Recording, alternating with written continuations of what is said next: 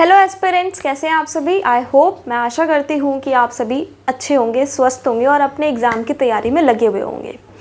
तो चलिए फिर, जैसा कि मैंने आपसे लास्ट वीडियो में वादा किया था कि हर क्लास में काफ़ी सारी मैं वीडियोस लेकर के आऊँगी जो अलग अलग गवर्नमेंट एग्ज़ाम से रिलेटेड होंगी। तो आज के इस वीडियो में मैं आपके लिए लेकर आई हूँ आरआरबी का ग्रुप डी एग्ज़ाम की इन्फॉर्मेशन वीडियो। तो चलिए जानते हैं कि आरआरबी ग्रुप डी एग्ज़ाम क्या होता है, ग्रुप डी का मतलब क्या होता है, इसमें कौन कौन सी पोस्ट आती है और कौन कौन बच्चे इस एग्ज़ाम को दे सकते हैं।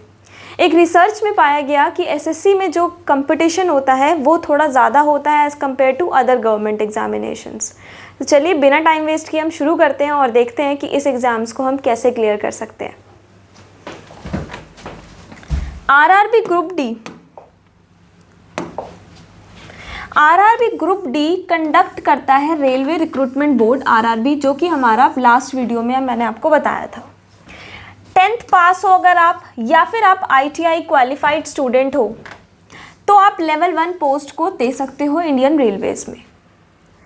अब ट्रैक, इसमें कौन कौन सी पोस्ट आ जाती है, देखो ग्रुप डी में आ जाती है track maintainer grade 5, grade 4, helper electrical, helper mechanical, helper SNT signal and telecom, assistant pointsman, hospital assistant, porter, हैमल, sweeper.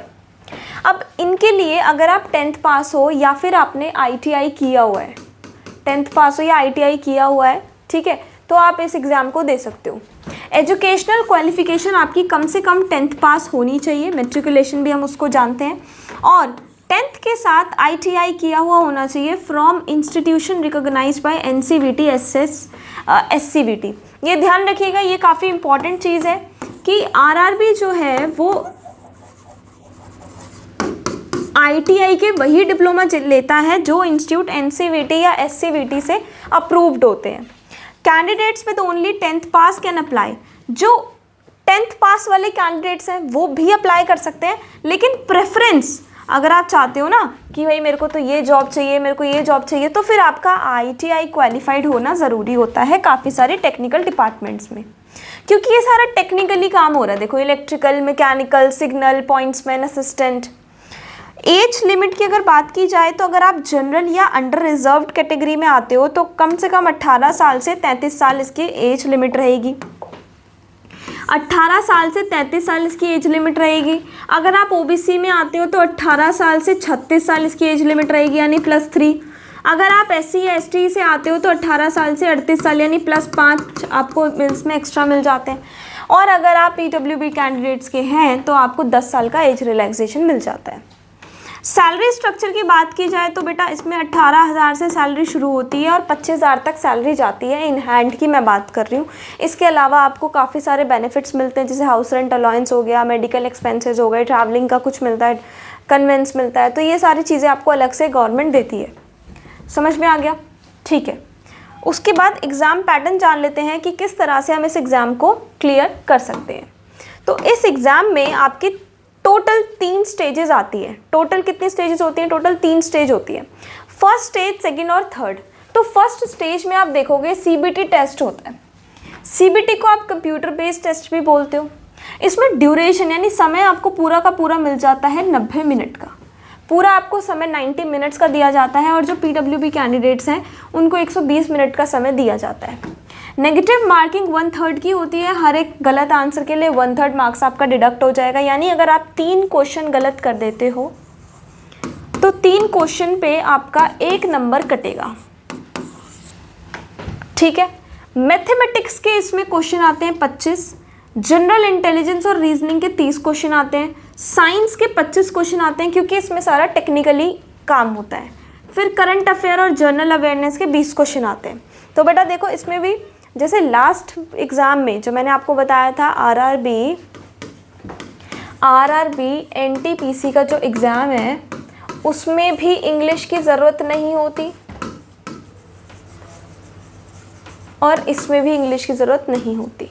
जिन बच्चों की इंग्लिश वीक है, जो हिंदी मीडियम से बिलोंग करते हैं, उनके लिए अच्छा एग्ज़ाम है, अच्छी अपॉर्चुनिटी है। बाकी 3-4 सब्जेक्ट तो अपने स्ट्रॉन्ग कर लो। स्टेज 2 में आपका होता है पेट यानी फिजिकल एफिशिएंसी टेस्ट होता है, फिजिकल एंड्योरेंस टेस्ट भी बोलते हैं इसको। जो कैंडिडेट क्वालिफाई कर लेते हैं सीबीटी को, उनको शॉर्टलिस्ट किया जाता है फिजिकल एफिशिएंसी टेस्ट के लिए मेरिट बेस्ड पर। तो मेल कैंडिडेट्स को क्या करना होता है, वो लिफ्ट कर पाए 35 किलो 100 मीटर तक। आपको कैरी करना होगा 35 किलो वेट 100 मीटर तक बिना उसको 1 attempt without putting it down, बिना नीचे रखे 100 किलो आपको उठा के चलना होगा, ठीक है, 2 मिनट के अंदर अंदर। 2 मिनट में 100 मीटर चलना है 35 किलो के वजन के साथ।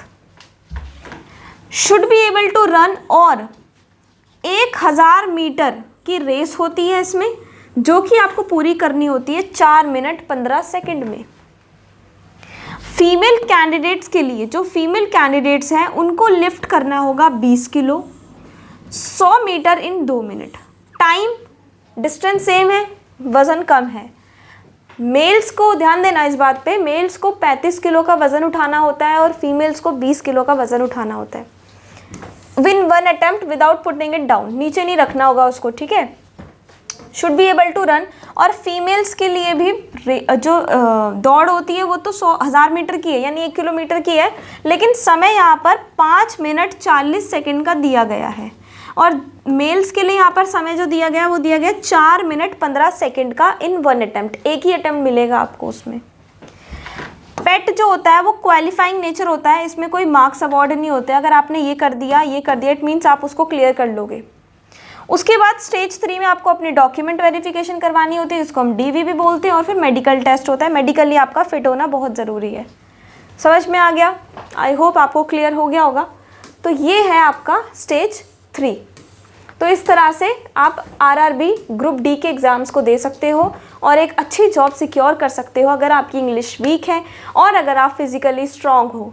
तो चलिए, इसी तरह के इंटरेस्टिंग वीडियोस मैं आपके लिए लेकर के आती रहूँगी। और अगर आपको इन एग्ज़ाम्स की प्रिपरेशन करनी है, कोचिंग लेनी है, तो हमारा इंस्टीट्यूट, हमारी कोचिंग सेंटर दिल्ली में लोकेटेड है। आप हमसे कॉन्टैक्ट कर सकते हैं, कमेंट सेक्शन में आप हमें बता सकते हैं, और नंबर जो मेंशन है उस पर कॉल करके भी बात कर सकते हैं। तो बहुत ही ज़्यादा अफोर्डेबल फ़ीस में हम आपको इसकी कोचिंग दे देंगे। तो चलिए, अगर आपको कोई भी डाउट होता है फ्रीली आप कमेंट करिए, पूछिए जो भी पूछना है। आज की क्लास में इतना ही, मिलते हैं नेक्स्ट क्लास में। Thank you so much.